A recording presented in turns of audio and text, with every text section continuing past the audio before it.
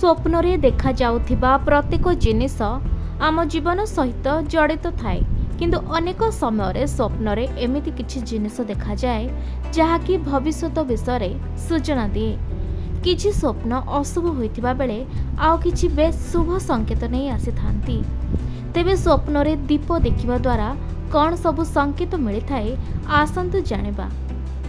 जदि स्वप्नरे निजे किंबा आउ किए दीप जलाउथिबार देखुचंती ताहले यह जीवन रे किछि नुआ संपर्क गढ़िबा और कौनसी नूतन काम आरंभ करिबा पई संकेत देउथाए।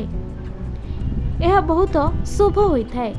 यह द्वारा जीवन रे सकारात्मक परिवर्तन आसीथाए। एभली स्वप्नर आउ एक अर्थ हेउछि अविवाहित माननकु जीवन साथी मिलिथाए।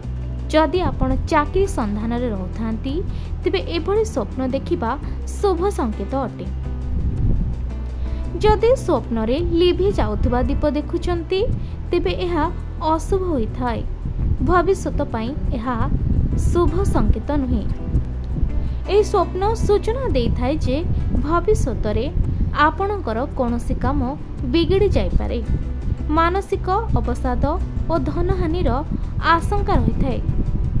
ज्योतिष शास्त्र अनुसार लिभि जाइथिबा दीपकु स्वप्न रे देखिबार अर्थ हेउछि इच्छा शक्तिर ह्रास, मान सम्मान हानि, शारीरिक समस्या और विफलता।